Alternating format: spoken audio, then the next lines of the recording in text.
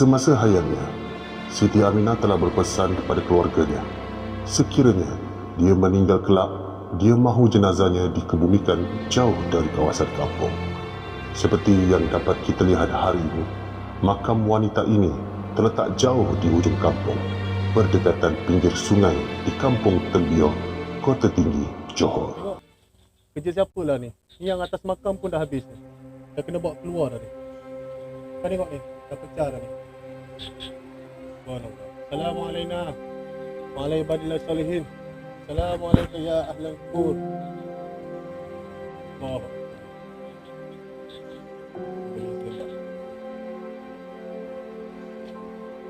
Astagfirullahaladzim.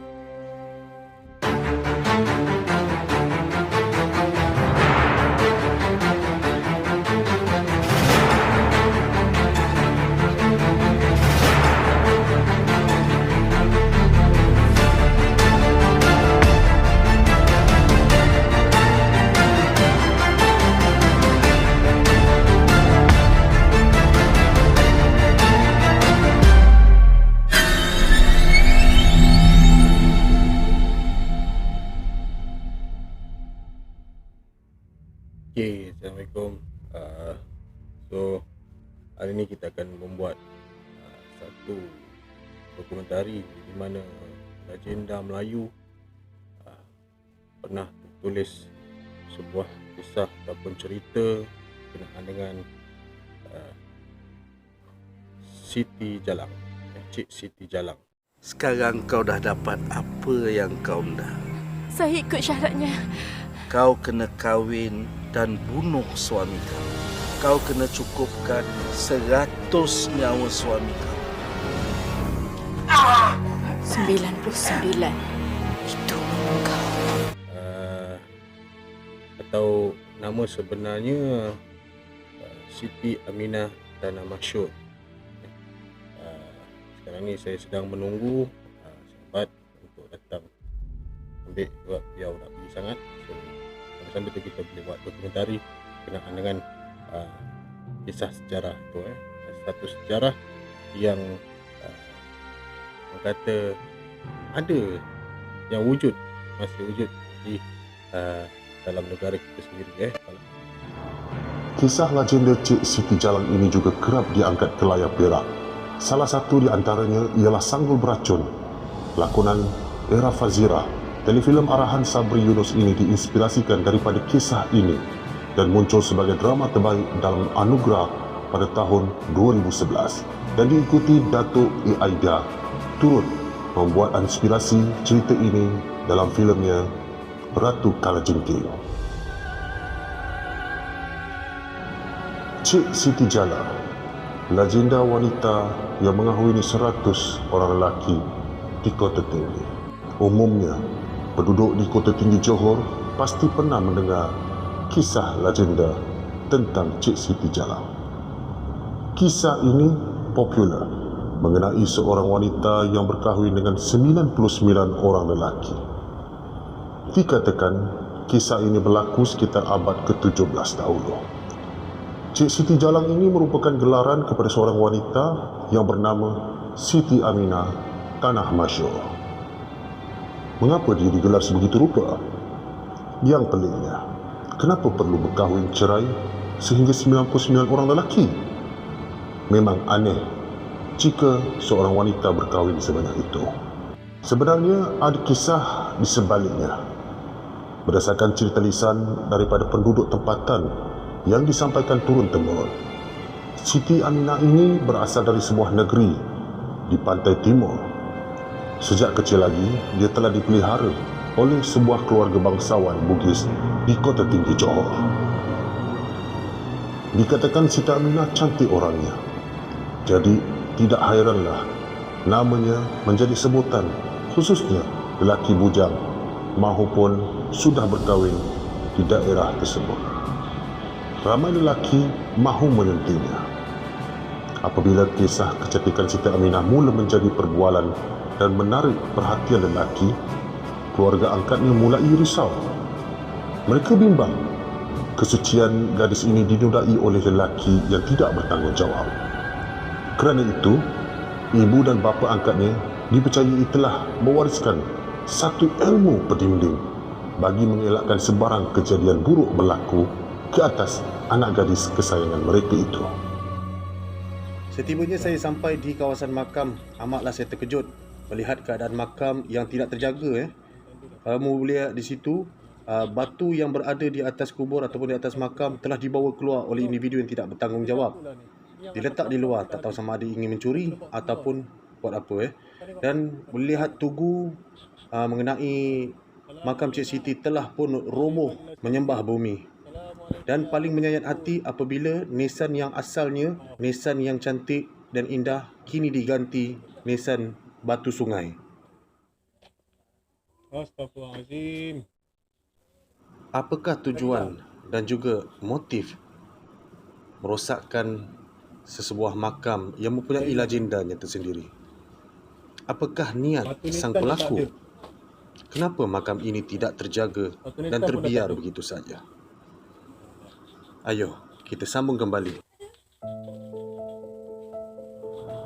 Hendak dijadikan cerita, apabila Siti Aminah meningkat usia dewasa, ramai jejaka di daerah itu menghantar rombongan merisik. Bagaimanapun, seorang lelaki dipercayai dari golongan keluarga berada telah berjaya menambat hati ibu dan bapa Siti Aminah. Usai majlis merisik, akhirnya wanita ini selamat diijab kabulkan dengan pilihan hati keluarganya. Ia dikatakan berlangsung dengan penuh meriah. Tetapi pada malam pertama sebagai isteri, berlaku satu peristiwa yang tidak diduga. Siti Aminah tiba-tiba telah diceraikan oleh suami pertamanya. Punca perceraian berlaku disebabkan pengantin lelaki tidak berpuas hati terhadap malam pertama bersama Siti Aminah. Lebih aneh, lelaki itu mendakwa Siti Aminah yang dinikahinya bukan seorang perempuan sejati. Sebabnya, dia gagal menemui sebarang pertanda yang boleh membuktikan Siti Aminah sebagai seorang wanita. Maka selepas itu Siti Aminah pun menjadi janda. Dalam bahasa sekarang boleh disebutkan janda berhias, kerana dia pernah disentuh suami. Akan tetapi, walau berstatus janda, Siti Aminah tetap menjadi rebutan di kalangan lelaki yang ingin menjadikannya sebagai suri hati mereka. Bagaimanapun, hasad para jejaka yang pernah mengawini wanita itu tidak seperti yang diharapkan. Seorang demi seorang lelaki yang mengahwini Siti Aminah tidak pernah kekal lama. Setiap kali majlis perkahwinan dilangsungkan, tidak lama kemudian pasti akan berakhir dengan penceraian. Dikatakan nasib malam menimpa Siti Aminah berlarutan sehingga majlis perkahwinannya yang ke-99 kali. Apabila Siti Aminah berkahwin untuk kali ke-100, barulah perkahwinan itu kekal. Tiada lagi nasib malang sering diceritakan seperti sebelum ini. Diceritakan bahawa lelaki ke-100 yang memperisterikan Siti Aminah merupakan seorang yang warak dalam agama dan memiliki pegangan yang cukup kuat. Secara tidak langsung, lelaki itu berjaya membuka ilmu pendinding kunci nafsu yang diwarisi oleh keluarga angkat Siti Aminah. Perkahwinan mereka berdua kekal dan sehingga ke akhir hayat. Selain kisah yang anda lihat dan anda dengar ini adalah warisan ilmu pendinding, dan terdapat satu lagi versi cerita lisan yang dikaitkan dengan wanita ini. Versi kedua ini mengatakan bahawa Siti Aminah sebenarnya bukan diceraikan, tetapi yang berlaku disebabkan satu sumpahan yang tidak dapat dielakkan, dan disebabkan sumpahan itulah sesiapa sahaja yang menjadi suami wanita ini bakal menemui ajal selepas malam pertama mereka. Namun apa yang anda lihat tadi video-video tersebut, bukan saya tidak mengeluarkan suara, nampak saya bercakap kan, tapi rakaman suara saya menjadi aneh, pelik, berbunyi kadang-kadang tidak dapat begitu jelas.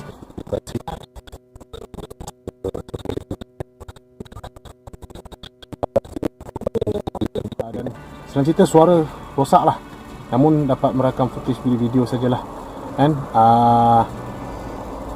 Dan satu lagi, saya tak tahu kenapa saya punya kamera panas, terlalu panas, overheating dan hanya itu sajalah rakaman yang dapat saya berikan kepada anda semua yang menonton.